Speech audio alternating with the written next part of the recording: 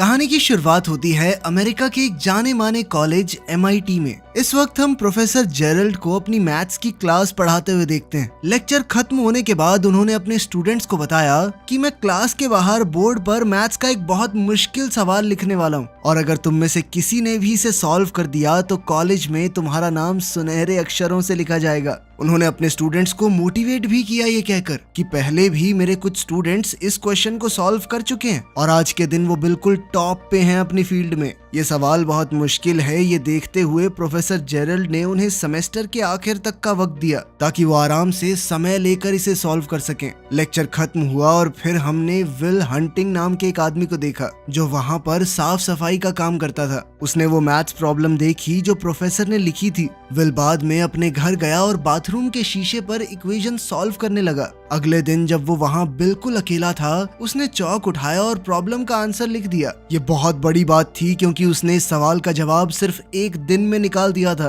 काम के अलावा विल अपना सारा समय अपने दोस्तों के साथ मटर गश्ती करते हुए बिताता था। एक दिन जब वो एक बेसबॉल मैच देख रहा था तो विल ने एक लड़के को देखा जो स्कूल में उसे परेशान करता था। उसे देखते ही विल के अंदर गुस्सा फूट गया। वो अपने दोस्तों के साथ उस लड़के के पास गया और लड़ाई शुरू कर दी। अंत में विल ने बदला लेते हुए उस लड़के को बहुत मारा। मामला ज्यादा न बढ़ जाए तो उसके दोस्तों ने उसे रोक दिया, लेकिन तब तक पुलिस वहां आ गई और जब पुलिस वाले ने उसे रोकने की कोशिश की तो उसने पुलिस वाले पर ही हमला कर दिया जिस वजह से वो अरेस्ट हो गया। दूसरी ओर प्रोफेसर जेरल्ड को पता चला कि जो मैथ्स प्रॉब्लम उसने लिखी थी वो तो सॉल्व भी हो गई है। वो तुरंत चेक करने गया और देखा कि किसी ने सच में उसका क्वेश्चन बिल्कुल सही सॉल्व कर दिया था। उसने अपने कुछ होशियार स्टूडेंट से पूछा कि ये तुम लोगों में से किसी का काम तो नहीं है, लेकिन जब उन बच्चों ने भी मना कर दिया तब तो प्रोफेसर एकदम चौंक गया। खैर प्रोफेसर की अगली क्लास पूरी तरह भरी हुई थी। सब लोग जानना चाहते थे कि आखिर वो अनजान मैथ्स जीनियस है कौन। प्रोफेसर ने कहा कि जिसने भी ये सॉल्व किया है वो आगे आए, मैं उसे उसका प्राइज देना चाहता हूँ। लेकिन पूरी क्लास एक दूसरे को देखने लगी, कोई भी आगे नहीं बढ़ा। जब कोई भी सामने नहीं आया तो प्रोफेसर ने अपने स्टूडेंट से कहा कि मैं एक और मैथ्स प्रॉब्लम लिख रहा हूँ जिसे सॉल्व करने में मुझे खुद 2 साल लगे थे। अब तुम में से जो भी वो मैथ्स जीनियस है इसे तो एक दिन में सॉल्व नहीं कर पाएगा।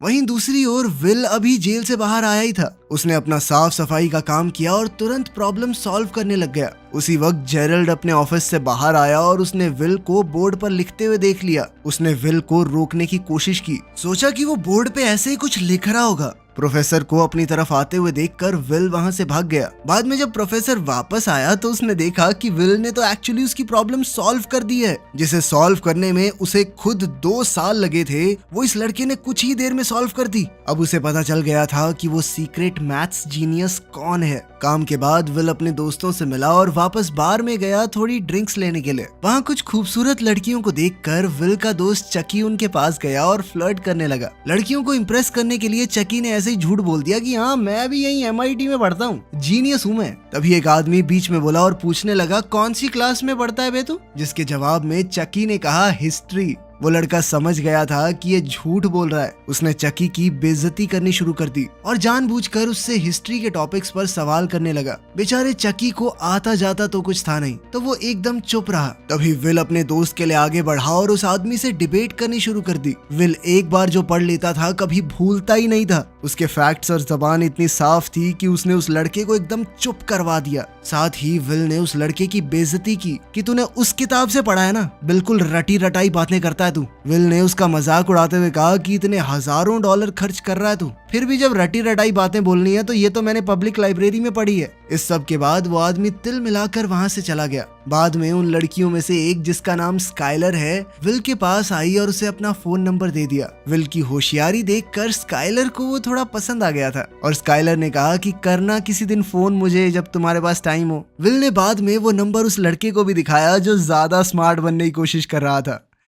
इस बीच प्रोफेसर जेरल्ड उस सफाई करने वाले को ढूंढ रहे थे जिसने उनकी वो मुश्किल प्रॉब्लम इतनी आसानी से सॉल्व कर दी। थोड़ी पूछताछ के बाद उन्हें विल का कॉन्टैक्ट नंबर मिल गया, जिसके बाद वो सीधा विल की कोर्ट हियरिंग में पहुंच गया। उसके ऊपर एक पुलिस ऑफिसर पर हमला करने का केस लगा था। विल ने अपने आप को कोर्ट में बचाने की बहुत कोशिश की, लेकिन जज ने कहा कि तुम्हारे ऊपर पहले से चोरी और मारपीट के आरोप लगे हुए हैं। जज ने कहा कि अब मैं पुलिस से भी हाथापाई को नजरअंदाज नहीं कर सकता और आखिरकार जज ने उसे जेल में डाल दिया। और अगर वो बेल लेना चाहता है तो $50,000 देने होंगे, यानी लगभग 44 लाख रुपए। इसी के साथ विल को जेल भेजा गया, लेकिन वहां उसकी मुलाकात प्रोफेसर जेरल्ड से हुई, जिसके पास उसके लिए एक डील थी। उसने विल से कहा कि मैंने जज से बात कर ली है और मैं तुम्हें छुड़वाने के लिए तैयार हूँ, लेकिन तुम्हें मेरी 2 शर्तें माननी होंगी। पहली शर्त ये थी कि विल प्रोफेसर जेरल्ड के साथ मैथ्स की क्लास लगाएगा, और दूसरी शर्त ये थी कि उसे काउंसलिंग लेनी पड़ेगी। विल इस बात पर हंसने लगा, लेकिन वो जेल में भी नहीं रहना चाहता था। उसके पास कोई ऑप्शन था नहीं, इसीलिए उसने सारी शर्तें मान ली।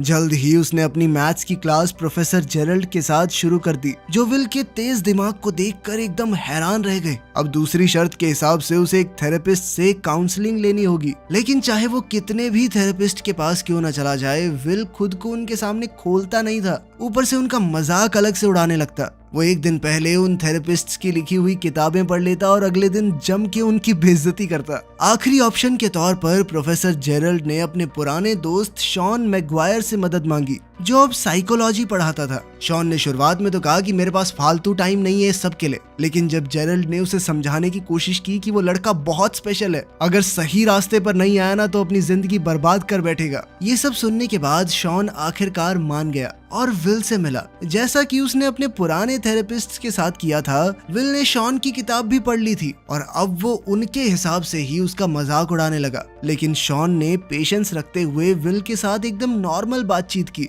बिना उसकी जिंदगी के बारे में कुछ भी पूछे। तभी विल की नजर एक पेंटिंग के ऊपर पड़ी जो शॉन ने खुद से पेंट की थी। उस पेंटिंग और कुछ आर्ट बुक्स को देखकर विल शॉन की जिंदगी के बारे में कुछ भी अंट शंट बोलने लगा। शॉन ने फिर भी विल की बातों पर ज्यादा ध्यान नहीं दिया, लेकिन फिर विल शॉन की पत्नी को भी अपनी बातचीत के टॉपिक में ले आया। उसकी पत्नी का जिक्र होते ही शॉन थोड़ा गुस्सा हो गया। विल को समझ आ गया कि शॉन की कमजोरी उसकी पत्नी है, तो वो बार बार उसका जिक्र करने लगा। उसने पूछा कि सर आपकी पत्नी यहाँ क्यों नहीं है? क्या वह धोखा दे के किसी और के साथ भाग गई क्या? ये सुनते ही शॉन पूरी तरह से अपना आपा खो बैठा और विल को गले से पकड़ लिया। उसने विल को चेतावनी दी कि कभी भी मेरी पत्नी की बेइज्जती मत करना। तभी विल ने शॉन से कहा कि सर टाइम खत्म हो गया है। शॉन ने उसे छोड़ दिया और विल बाहर चला गया, ये सोचकर कि उसने फिर से एक थेरेपिस्ट को तोड़ दिया है। शॉन का मूड देखकर प्रोफेसर जेरल्ड को लगा कि वो और सेशंस करने के लिए नहीं मानेगा, लेकिन शॉन ने तो कहा कि हाँ मैं करूंगा इसकी काउंसलिंग, अगले हफ्ते से लगातार लेके आओ इसको मेरे पास। काउंसलिंग के बाद विल स्काइलर के साथ डेट पर गया। डेट पर विल को पता चला कि स्काइलर एक बहुत ही अमीर परिवार से है और इस वक्त हार्वर्ड में पढ़ रही है। उन दोनों ने ही एक दूसरे के साथ बहुत अच्छे से समय बिताया। अपनी खूबसूरत पहली डेट के आखिर में उन्होंने एक दूसरे को चूम लिया। विल जब अगले हफ्ते शॉन से मिलने आया तो शॉन ने कहा कि चलो बाहर चल के बातचीत करते हैं। शॉन विल को एक पार्क में ले गया और उससे बात करने लगा। उसने विल से कहा कि तुमने जो कुछ भी बोला मैंने उस बारे में बहुत सोचा। आखिर में मुझे यही समझ में आया कि तुम दिमाग से एक छोटे बच्चे हो जो ये जानता ही नहीं है कि वो क्या बोल रहा है, बदतमीज हो थोड़े से। शॉन ने विल से कहा कि मैं समझता हूँ तुम बोलना नहीं चाहते, शायद कोई डर है तुम्हारे अंदर, लेकिन बेटा एक बात याद रखना, कभी तो तुम्हें बोलना ही पड़ेगा वरना जिंदगी की सारी अच्छी चीजें खो बैठोगे। अगले दिन विल अपने दोस्त चकी के साथ एक कंस्ट्रक्शन साइट पर मजदूरी करने गया। उसने स्काइलर को फोन किया, लेकिन वो बात करने से डर रहा था। शॉन के साथ अपने तीसरे थेरेपी सेशन में विल ने एक शब्द भी नहीं कहा और शॉन ने भी नहीं। दोनों पूरा 1 घंटा चुप रहे। चौथा सेशन भी इसी तरह से शुरू हुआ, जहाँ किसी ने कुछ नहीं बोला,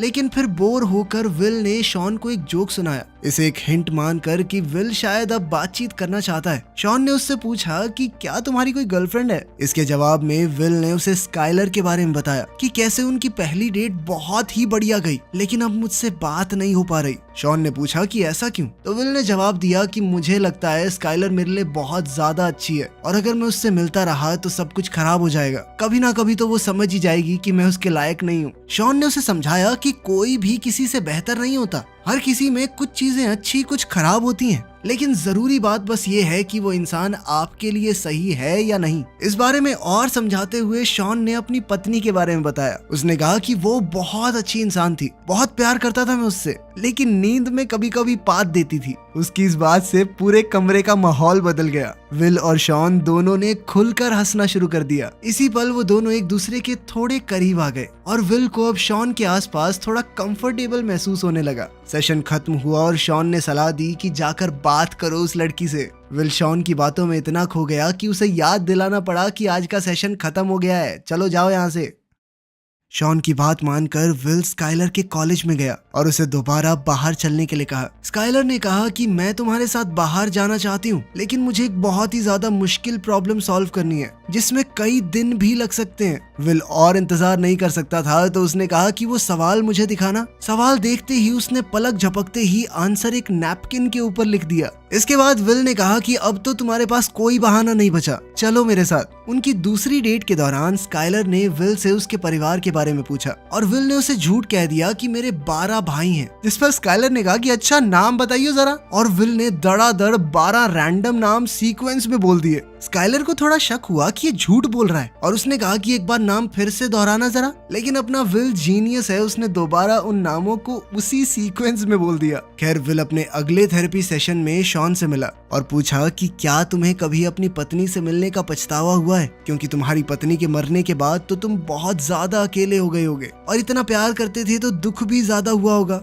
इस सवाल के जवाब में शॉन ने उसे बताया कि कैसे वो अपनी पत्नी से मिला था। जब मैंने उसे पहली बार देखा तो वो अपने दोस्तों के साथ एक बेसबॉल गेम की टिकट लेने के लिए लाइन में इंतजार कर रही थी। वो एक बहुत ही क्लासिक मैच था। तो विल ने कहा कि तुमने वो गेम लाइव देखी थी, कितने लकी हो यार तुम। इस पर शॉन ने बताया कि गेम तो मैंने बाद में टीवी पर ही देखी थी, मैंने अपने दोस्तों को छोड़ दिया था उस लड़की के साथ डेट पर जाने के लिए, वही लड़की जो बाद में उसकी पत्नी बनेगी। विल को बिल्कुल भी यकीन नहीं हो रहा था कि शॉन ने इतनी जबरदस्त गेम एक लड़की के साथ थोड़ा सा टाइम बिताने के लिए छोड़ दी। इस पर शॉन ने कहा कि मुझे कभी कोई पछतावा नहीं हुआ उससे मिलने का, चाहे वो मेरी जिंदगी में सिर्फ कुछ सालों के लिए ही थी, लेकिन वो साल सबसे खूबसूरत थे। खैर बाद में स्काइलर ने विल से कहा कि तुम मुझे अपने दोस्तों और परिवार वालों से क्यों नहीं मिलवाते। विल ने अभी भी उससे अपनी जिंदगी के बारे में झूठ बोल रखा था, लेकिन वो उसे अपने दोस्तों से मिलवाने के लिए तैयार हो गया। स्काइलर, विल और उसके दोस्त एक बार में मिले और स्काइलर को उसके दोस्त काफी पसंद आए। उन सभी ने एक दूसरे के साथ बहुत अच्छे से समय बिताया। तभी प्रोफेसर जेरल्ड शॉन से विल की प्रोग्रेस के बारे में पूछने आया। शॉन ने कहा कि विल धीरे धीरे खुलना शुरू हो गया है, लेकिन अभी थोड़ा और वक्त लगेगा उसे पूरा कंफर्टेबल करने में। प्रोफेसर जेरल्ड ने बताया कि मैं विल के लिए एकदम टॉप की नौकरी ढूंढ रहा हूँ। इंटरव्यू तो वो बहुत प्यार से क्रैक कर लेगा, बस उसकी ये दिमागी प्रॉब्लम ठीक हो जाए, फिर उसे मैथ्स की फील्ड में अपना नाम बनाने से कोई नहीं रोक पाएगा। शॉन ने कहा कि तुम उसके बाप हो क्या जो उसके लिए जिंदगी के फैसले ले रहे हो? जो भी वो लड़का करना चाहता है उसे करने दो, वो जीनियस है, इसका मतलब ये थोड़ी कि बस यही करना पड़ेगा, जबरदस्ती है। लेकिन प्रोफेसर जेरल्ड ने कहा कि वो कुछ और नहीं कर सकता, मैं विल का टैलेंट वेस्ट नहीं होने दूंगा। लेकिन विल को इस तरह की नौकरी में कोई दिलचस्पी नहीं थी, इसीलिए उसने अपने दोस्त चकी को इंटरव्यू में अपनी जगह भेज दिया। एक रात अपनी जिंदगी के बारे में बात करते हुए स्काइलर ने विल से कहा कि तुम मेरे साथ कैलिफोर्निया चलोगे। स्काइलर की बात सुनकर विल घबराने लगा और बोला कि वो उसके साथ नहीं चल सकता, मेरी सारी जिंदगी यहीं पर है। स्काइलर ने उससे पूछा कि तुम मुझसे प्यार करते हो मैं जानती हूँ, तो पूरी तरह मेरे साथ आने में इतना डरते क्यों हो और मुझे कभी कुछ सच भी नहीं बताते। उसने ये भी बताया कि मुझे पता है तुमने झूठ बोला था, तुम्हारे 12 भाई हैं। ये झूठ सामने आने पर विल अपना आपा खो बैठा। उसने कहा क्या जानना चाहती हो तुम मेरे बारे में? अनाथ हूँ मैं, माँ बाप का अता पता है नहीं। अपनी ज्यादातर जिंदगी एक परिवार से दूसरे में फुदकते हुए बिताई है मैंने। बचपन में जिस परिवार के साथ मुझे रखा गया वो मारता था, मुझे कुत्ते की तरह मारता था। स्काइलर रोने लगी और विल से कहा कि कोई बात नहीं, मैं तुम्हारे साथ हूँ ना, मैं तुम्हारे साथ रहूंगी चाहे कुछ भी हो जाए। लेकिन विल ने उसे दूर कर दिया और कहा कि मुझे किसी की मदद नहीं चाहिए। विल को कहीं ना कहीं डर था कि अगर उसने किसी को पास आने दिया और फिर वो इंसान उसे छोड़कर चला गया तो वो सह नहीं पाएगा। स्काइलर ने रोते हुए कहा कि मैं तुमसे बहुत प्यार करती हूँ, कभी तुम्हें छोड़कर नहीं जाऊंगी। लेकिन विल ने झूठ कह दिया कि मैं तुमसे प्यार नहीं करता और वहां से चला गया, स्काइलर को अपने कमरे में अकेला रोते हुए छोड़कर। प्रोफेसर जेरल्ड के बहुत कहने पर विल ने आखिरकार नौकरी के लिए हाँ कह दिया। विल इंटरव्यू देने गया तो लेकिन नौकरी लेने की कोशिश नहीं की। थेरेपी सेशन में शॉन ने उससे पूछा कि वो अपनी जिंदगी में सबसे ज्यादा किस पर भरोसा करता है। विल ने जवाब दिया मेरे दोस्त चकी के ऊपर। शॉन ने कहा हाँ मैं मानता हूँ, तुम्हारा भाई जैसा दोस्त है, जान भी दे देगा तुम्हारे लिए, लेकिन दोस्तों के साथ जिंदगी तो नहीं बिताई जा सकती ना। फिर शॉन ने उससे पूछा तो अपनी रोजी रोटी कैसे कमाओगे? इस पर विल ने कहा कि दिहाड़ी पीटूंगा, कंस्ट्रक्शन का काम बहुत अच्छे से आता है मुझे, सारी जिंदगी कर लूंगा, कमा लूंगा, खा लूंगा। इस पर शॉन ने विल से कहा कि तुमने सारी उम्र मजदूरी की है तो वो तुम्हारा कंफर्ट जोन बन चुका है, उससे बाहर निकलने से डर रहे हो तुम, और यही डर तुम्हें एक बेहतरीन जिंदगी जीने से रोकेगा। शॉन ने उसे ये नहीं कहा कि जेरल्ड जो तुम्हें नौकरी लेने को कह रहा है वो कर लो, बल्कि उसने विल से पूछा कि तुम अपनी जिंदगी में क्या करना चाहते हो। इस पर विल ने मजाक में कहा कि मैं तो भेड़ बकरियां चराना चाहता हूँ। ये जानकर कि विल सीरियस नहीं है, शॉन ने उसे अपने ऑफिस से निकलने को कहा। उसने कहा कि मैं अपना वक्त बर्बाद नहीं करना चाहता, तुम्हारे पास फालतू टाइम होगा, मेरे पास नहीं है, अगर ईमानदारी से जवाब नहीं देना तो जाओ। इस पर विल गुस्सा हो गया और शॉन पर चिल्लाने लगा। शॉन ने फिर से पूछा कि वो अपनी जिंदगी में क्या करना चाहता है। विल दोबारा से चुप रहा, उसने जवाब नहीं दिया। शॉन ने उससे कहा चला जा यहाँ से, जा। स्काइलर के कैलिफोर्निया जाने से पहले विल ने उसे फोन करके अलविदा कहा। स्काइलर ने एक आखिरी बार कहा कि मैं तुमसे प्यार करती हूँ। विल मुस्कुराया लेकिन अपने डर की वजह से जवाब नहीं दिया। उसे अभी भी लगता था कि आखिर में तो मेरा दिल टूटना ही है। अगले दिन चकी से बात करते हुए विल ने कहा कि मैं कोई नौकरी वोकरी नहीं लेने वाला, और अब तो स्काइलर भी चली गई। दोनों भाई यहीं पे कंस्ट्रक्शन का काम करेंगे, अड़ोस पड़ोस में रहेंगे आराम से। ये सुनकर चकी ने अपने दिल की बात कही। उसने विल से कहा कि देख 10 साल बाद मैं तो यहीं मिलूंगा, लेकिन अगर तू 10 साल बाद यहाँ मिला ना तो मुझे बहुत दुख होगा। चकी ने कहा कि मेरा एक ही सपना है, सुबह जब मैं तुझे लेने तेरे घर जाता हूँ ना, मेरे दिल से हर रोज आवाज आती है कि काश आज ये साला यहाँ ना मिले, कुछ अच्छा कर रहा हो जिंदगी के साथ। दूसरी ओर प्रोफेसर जेरल्ड शॉन से लड़ रहा था कि आखिर वो विल को काम लेने के लिए मना क्यों नहीं पा रहा। शॉन ने कहा कि हमें विल को मजबूर नहीं करना कि अपनी जिंदगी के इतने बड़े बड़े फैसले ले, अभी उसे खुद ही नहीं पता वो क्या करना चाहता है। उसने समझाया कि विल को छोड़ दिए जाने का डर है, इसीलिए वो लोगों को अपने पास नहीं आने देता। जेरल्ड उसकी बात से सहमत नहीं था। उसने शॉन से सीधा कहा कि विल को अपनी जिंदगी बर्बाद करने मत दे। क्या अपनी तरह फेलियर बनाना चाहता है क्या उसे? इस पर शॉन ने जवाब दिया कि मैं कोई फेलियर नहीं हूँ, मैंने चुनी है ये जिंदगी, मुझे अच्छा लगता है इतने में खुश हूँ मैं। तभी विल अंदर आया और उनकी बातचीत सुन ली। प्रोफेसर जेरल्ड कमरे से बाहर चला गया ताकि थेरेपी शुरू हो सके। शॉन के पास आज एक फाइल थी जिसमें विल के शरीर की तस्वीरें थी, जिसमें उसके फॉस्टर फादर की मार के निशान थे। विल ने पूछा कि क्या कभी तुमने किसी बच्चे को इस तरह बेरहमी से पिटा हुआ देखा है? इस पर शॉन ने बताया कि मेरे पिता शराबी थे, बचपन से शराब पीकर मुझे और मेरी माँ को मारते थे। शॉन की कहानी सुन के विल को अपने बचपन की याद आ गई। शॉन ने विल के सामने आकर कहा कि जो कुछ भी तुम्हारे साथ हुआ बेटा वो तुम्हारी गलती नहीं थी। विल ने हामी भरते हुए सर हिलाया, पर शॉन बार बार कहता रहा कि ये तुम्हारी गलती नहीं थी, नहीं थी बेटा, नहीं थी। आखिर में विल ने कहा मुझे पता है, पर शॉन फिर भी बार बार बोलता रहा तुम्हारी गलती नहीं थी, नहीं थी, मान लो इस बात को। ये सुनकर विल की आंखों में आंसू आ गए। उसने शॉन को धक्का दिया। शॉन ने फिर से कहा कि जो कुछ भी हुआ तुम्हारी गलती नहीं थी, और अब आखिर में विल टूट गया। उसने शॉन को गले लगा लिया और जोर जोर से रोने लगा। अब वो अपना बीता हुआ दर्द छोड़कर आगे बढ़ने के लिए तैयार था। उसने शॉन से कहा कि वो उन्हीं नौकरियों में से एक लेगा जो प्रोफेसर जेरल्ड ने उसके लिए तैयार की हैं। इसके साथ उसका आखिरी थेरेपी सेशन खत्म हुआ। विल ने शॉन से पूछा कि अगर बाद में कभी बातचीत करने का मन करे तो आ सकता हूँ, जिस पर शॉन ने कहा कि तुम्हारे लिए हमेशा दरवाजे खुले हैं। जिसके बाद विल ने शॉन को गले लगाकर अलविदा कहा। उसके 21वें जन्मदिन पर उसके दोस्तों ने मिलकर उसे एक गाड़ी दी थी। गाड़ी नई तो नहीं थी, पर विल बहुत खुश था इस गिफ्ट से, क्योंकि ये उसके सबसे अच्छे दोस्तों की तरफ से था। उधर प्रोफेसर जेरल्ड शॉन के पास गया और उसे फेलियर बुलाने के लिए माफी मांगी। वो दोनों बिछड़े दोस्त फिर से मिल गए और शॉन ने बताया कि वो वर्ल्ड टूर पर जा रहा है। इतने भी कम पैसे नहीं कमाता मैं, समझा। जब शॉन अपना सामान पैक कर रहा था, विल उसके घर के बाहर कार लेकर आया और उसे ट्रिप के लिए रेडी होते हुए देखा। विल घर के दरवाजे तक गया और शॉन के मेल बॉक्स में एक लेटर छोड़ दिया और फिर वहां से चला गया। इसी बीच चकी विल को काम पर ले जाने के लिए उसके घर गया। उसने दरवाजे पर नॉक किया लेकिन कोई जवाब नहीं आया। उसने खिड़की से झांक कर देखा कि विल घर पर नहीं है। चकी मुस्कुराया और समझ गया कि विल को अपनी जिंदगी में क्या करना है उसने फैसला कर लिया है। शॉन को भी विल का छोड़ा हुआ लेटर मिल गया। लेटर में विल ने लिखा था कि वो नौकरी नहीं ले रहा, वो कैलिफोर्निया जा रहा है स्काइलर से मिलने। ये पढ़कर शॉन मुस्कुरा दिया और अंदर चला गया। चलो लड़की मिल गई, अब अपना जीनियस कुछ ना कुछ तो अच्छा कर ही लेगा। आप सबके प्यार की वजह से हमारे 1 मिलियन पूरे हो गए हैं, उसके लिए बहुत ज्यादा थैंक्स तुम सबको। तुम सभी मेरे लिए बहुत स्पेशल हो यार, 0 से 1 मिलियन पे ले आए। Love you all.